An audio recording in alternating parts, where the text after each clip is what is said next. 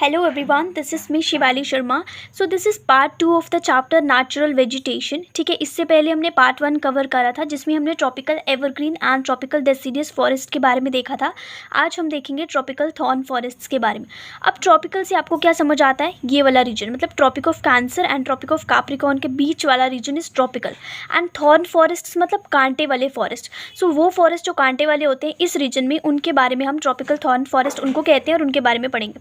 अब इन फॉरेस्ट में क्या होता है कि रेनफॉल इनको या प्रेसिपिटेशन इनको 50 सेंटीमीटर से भी कम की चाहिए होती है. क्यों? क्योंकि ये ड्रायर रीजन में रहते हैं. अब हमारे इंडिया में कहाँ पे रहते हैं? देखो, ये गुजरात एंड राजस्थान वाला पोर्शन है यहाँ पे, एंड देन उसके बाद यहाँ पे कर्नाटका के यहाँ पे ईस्ट में, और ये महाराष्ट्र के ईस्ट में. ठीक है, ये वाला पोर्शन और ये वाला गुजरात एंड राजस्थान वाले पोर्शन में रहते हैं. अब रेनफॉल इनको 50 सेंटीमीटर की चाहिए या फिर उससे भी कम की. एरिया सेमी एरिड मतलब सूखा area of south waste Punjab Haryana, ये वाले रीजन में आप कह सकते हैं. देखो, ये है हरियाणा वाला रीजन, पंजाब वाला रीजन, ये यहाँ से ये पूरा पोर्शन कवर करते हैं. राजस्थान, गुजरात, मध्य प्रदेश एंड उत्तर प्रदेश. ठीक है, plants remain leafless for most part of the year. अब यहाँ पे प्लांट्स जो हैं वो लीफलेस रहते हैं, मतलब उनमें लीव्स नहीं रहते हैं. क्यों? क्योंकि ये ड्रायर होते हैं तो इनके लीव्स जो हैं झड़ जाते हैं. उसके बाद इंपॉर्टेंट स्पीशीज़ यहाँ पे जो पाई जाती है वो है बबूल, bear and wild date palm, खैर, नीम, खेजरी, पालास एट्सेट्रा. सो ये कुछ इंपॉर्टेंट स्पीशीज़ हैं ट्रॉपिकल थॉर्न फॉरेस्ट वाले रीजन के. अब ये है tussocky grass grows up to 2 metre height. यहाँ पे क्या होता है, टुसोकी ग्रास भी ग्रो करता है जो कि 2 मीटर की हाइट तक रहता है. ठीक है, अब उसके बाद इसको स्टडी करने के बाद हम पढ़ेंगे माउंटेन फॉरेस्ट्स के बारे में. अब माउंटेन वर्ड से आपको पता चल रहा है कि ये वो फॉरेस्ट होते हैं जो माउंटेन वाले रीजन में पाए जाते हैं. ठीक है, अब देखो, जो माउंटेन फॉरेस्ट्स होते हैं वो देखो, माउंटेन्स नदर्न माउंटेन फॉरेस्ट और सदर्न माउंटेन फॉरेस्ट, मतलब उनको हमने 2 कैटेगरीज में डिवाइड किया है माउंटेन फॉरेस्ट को.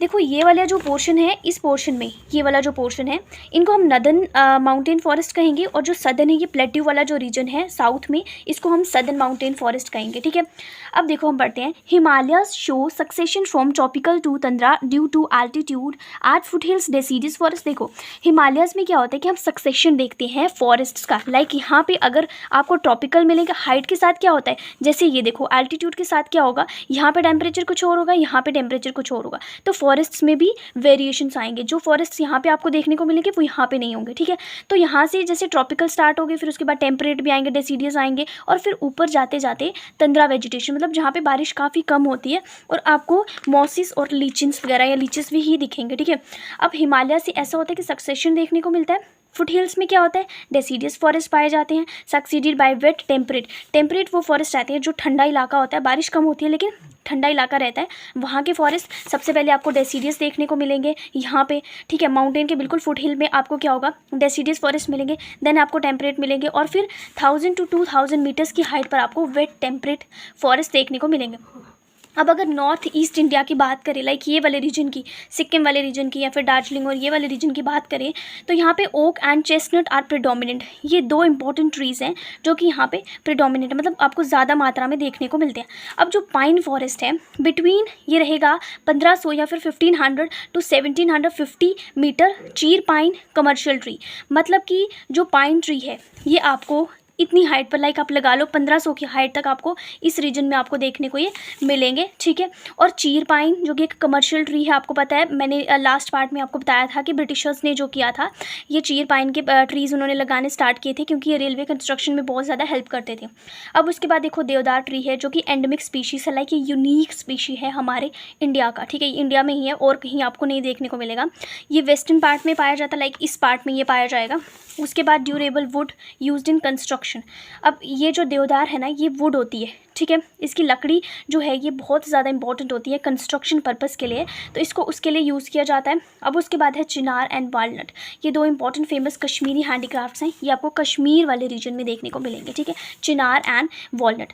उसके बाद जो temperate grasslands are found here. Temperate मतलब जो ठंडे इलाके के ग्रासलैंड्स होते हैं. ठीक है, बारिश ऑल्दो कम रहेगी लेकिन ठंडा इलाका होगा, वो वाली ग्रासलैंड्स की भी आपको इसी रीजन की बात हो रही है. ठीक है, अभी हम जो है नदर्न माउंटेन फॉरेस्ट की ही बात कर रहे हैं. ठीक है, alpine forests and pastures at higher altitude. बहुत ज़्यादा ऊपर हाइट पर जाओगे, लाइक इतनी हाइट पर, जैसे बिल्कुल यहाँ जाओगे तो आपको अल्पाइन फॉरेस्ट देखने को मिलेंगे. Silver firs, junipers, pines, birch and rhododendrons. ठीक है, ओके, सो ये वाले सारे आपको ट्रीज़ देखने को मिलेंगे, स्पीशीज़ देखने को मिलेंगे। अब उसके बाद देखो, these pastures used as transhumance by Gujjars and Bakarwals, Bhutias and Gaddis. ठीक है, अब ये जो पेस्चर्स जैसे ऊपर वाले रीजन में जैसे आपको पेस्चर्स देखने को मिलेंगे, ये सारे माउंटेन्स में ऊपर वाले रीजन्स में, तो क्या होता है कि ये पेस्चर्स को जो गुजर्स बकरवाल्स, ये जो ट्राइब्स रहती हैं, ये इनको ट्रांस ह्यूमन्स की तरह यूज़ करते हैं। लाइक ये क्या करेंगे, गर्मियों में गर्मियों में ऊपर चले जाएंगे माउंटेन्स में, फिर सर्दियों में ये नीचे आ जाएंगे, कुछ ऐसा लाइक अपनी शिफ्टिंग करते हैं, मूवमेंट करते रहते हैं। ठीक है, अपने अपने सारे कैटल्स के साथ सबको लेके। उसके बाद जो हायर एल्टीट्यूड्स होते हैं वहाँ पे आपको मैंने बताया था मोसिस एंड लिचन्स देखने को मिलेंगे तंद्रा वेजिटेशन में, क्योंकि तंद्रा वेजिटेशन में क्रॉप्स का एंड उसके बाद प्लांटेशन का, फिर उसके बाद जो ट्रीज़ होते हैं वो ग्रो नहीं करते हैं, क्योंकि उस रीजन में ठंड बहुत ज़्यादा रहती है एंड बारिश भी कम रहती है।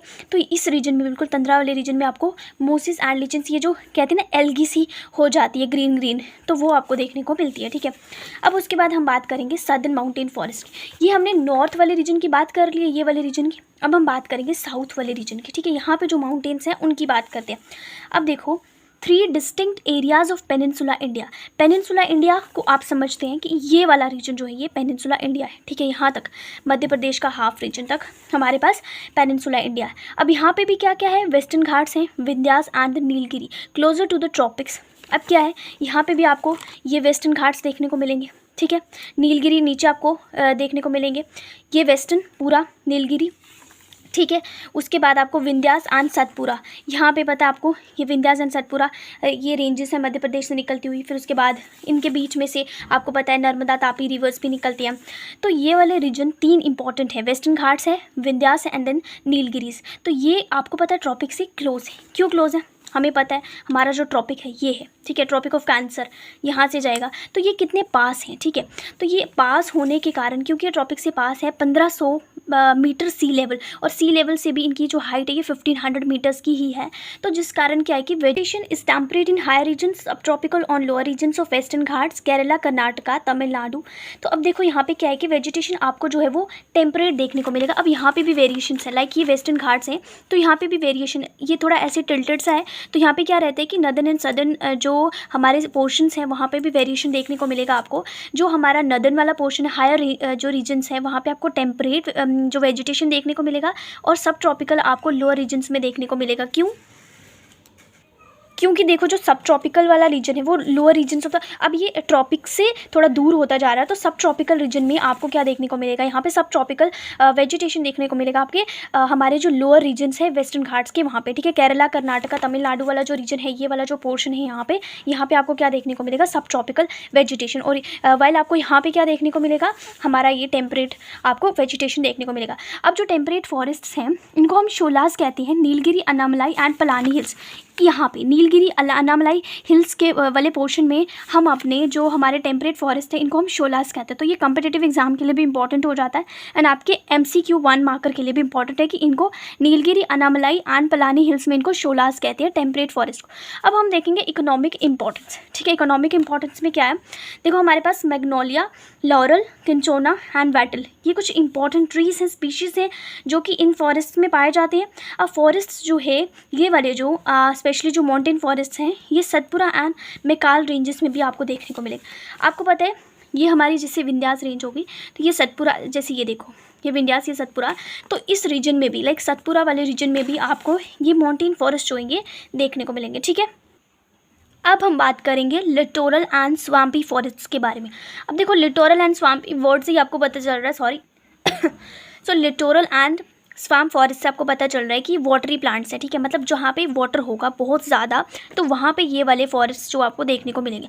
अब रिच वेराइटी ऑफ वेटलैंड्स, हमारे पास भी इवन इंडिया में काफ़ी ज़्यादा वेराइटी है वेटलैंड्स की। वेटलैंड्स वो एरियाज़ होते हैं जहाँ पे बारिश बहुत ज़्यादा होती है और पानी बहुत ज़्यादा होता है।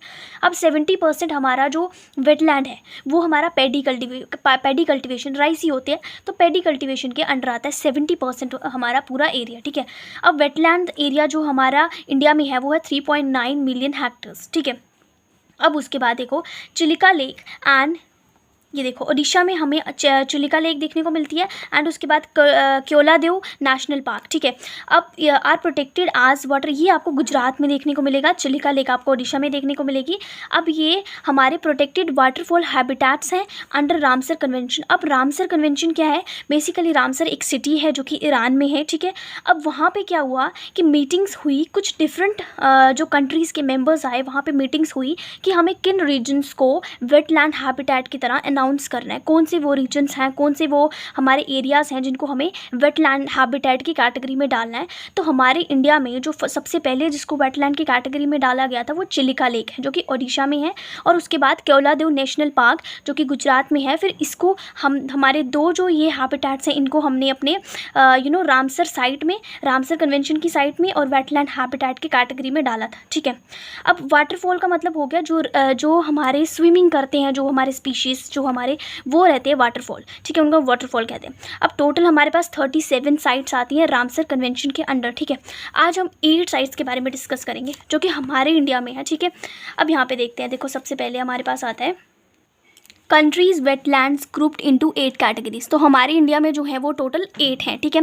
Reservoirs of Deccan plateau and south, ठीक है, मैं आपको मैप पे दिखाती जाऊंगी। ये डेक्कन प्लेट्यू है, ठीक है, ये वाला रीजन, यहाँ पे आप कह सकते हैं ये नीलगिरीज और कर्नाटका, फिर ये नीचे केरला वाला रीजन, तो ये वाला पोर्शन, ठीक है।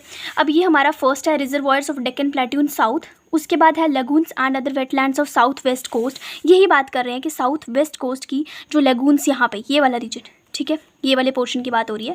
तो ये है हमारा फर्स्ट साइट, ठीक है। अब saline expanses of Rajasthan, Gujarat and the Gulf of Kutch, second region हमारे पास ये है। अब देखो डेजर्ट एरिया है, इट डजेंट मीन कि वहाँ पे हमारा वेटलैंड नहीं हो सकता, ठीक है।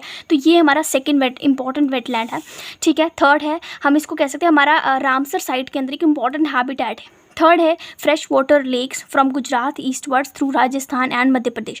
तो थर्ड वाला कहाँ पे आ गया, ये देखो गुजरात से लेकर ये मध्य प्रदेश, फ्रेश वाटर की बात कर रहे हैं, फ्रेश वाटर लेक्स वाला रीजन हो गया।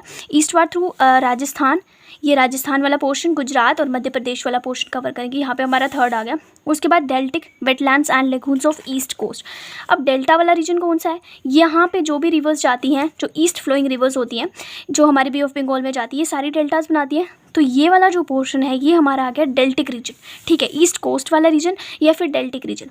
Fresh water marshes of Gangetic plains, ठीक है, गैंजेटिक प्लेन्स बोलो, ये वाला गंगा वाला जो रीजन है, गंगा प्लेन्स वाला, ये हमारा आ गया गैंजेटिक प्लेन्स के अंडर। अब flood plains of Brahmaputra, marches of north east and Himalayan foothills. तो ब्रह्मपुत्रा वाले रीजन की और नॉर्थ ईस्ट हिमालयन फुटहिल्स की बात करें, इस रीजन की बात करेंगे, ठीक है, इस रीजन की बात करेंगे, ये हमारा आ गया। ये भी एक इंपॉर्टेंट वेटलैंड है हमारा जो कि 6th है। अब lakes and rivers of mountain forest of Kashmir and Ladakh, ठीक है, ये वाले पोर्शन, जैसे वुलर लेक, डल लेक, यहाँ पे जो कश्मीर वाले रीजन में है, तो इस पोर्शन को भी इंपॉर्टेंट वेटलैंड की कैटेगरी में डाला गया है। फिर उसके बाद है mangrove forests and wetlands of Andaman and Nicobar island, ठीक है। अब मैनग्रोव फॉरेस्ट्स की बात करेंगे और वेटलैंड्स की बात करेंगे, कहाँ के, जो कि अंडमान एंड निकोबार का जो हमारे आइलैंड। तो ये कौन से रीजन की बात हो रही है, देखो मैप पे इस रीजन की बात हो रही है। मैनग्रोव फॉरेस्ट कहाँ पे देखने को मिलेंगे, देखो ये सुंदरबन डेल्टा जहाँ पे हमारी गंगा रिवर बनाती है, तो वहाँ पे सुंदरी ट्रीज़ हैं, ठीक है। मैनग्रोव फॉरेस्ट है, वहाँ पे वो ट्रीज़ कुछ ऐसे रहती है लाइक क्लचेज़ में, ठीक है, एक दूसरे से जुड़े रहते हैं और उनका जो बीज है वो कुछ ऐसा रहता है, ठीक है, जो कि जैसे ऊपर से वो नीचे पड़ेगा तो सीधा वो चीरता हुआ ज़मीन में चला जाता है, तो खुद ही जो ट्रीज़ है वो ग्रो होने स्टार्ट हो जाते हैं। तो इस वाले पोर्शन की बात कर रहे हैं कि यहाँ पर हमें मैनग्रोव फॉरेस्ट को देखने को मिलते हैं। अंडमान एंड निकोबार जो कि आइलैंड यहाँ पे है, तो इस पोर्शन में हमें ये वाले फॉरेस्ट देखने को मिलते हैं।